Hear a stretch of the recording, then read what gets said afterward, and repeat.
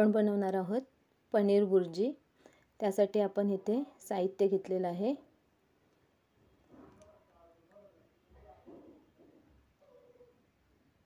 इथे मी पनीर घेतलंय, थोडीशी कोथिंबीर, 2 मिरच्या, मीठ, हळद, कढीपत्ता, कांदा, टोमॅटो। इथे पनीर असं किसून घ्या व्यवस्थित। तुमच्याकडे खोबरं किसायची किसणी असेल त्याच्याने किसाई। इथे तेल घातलं मी फोडणीसाठी। कढीपत्ता, मिरची, कांदा थोडंसं लाल होऊ द्या। गॅस थोडं स्लोच ठेवा, फास्ट ठेवू नका।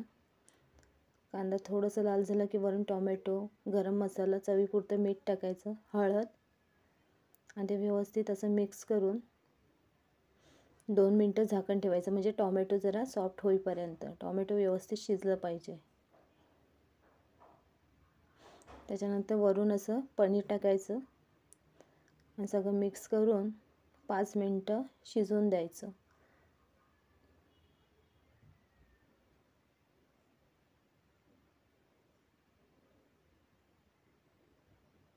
वरून अशी कोथिंबीर टाका। चला, तयार आहे आपली पनीर बुर्जी।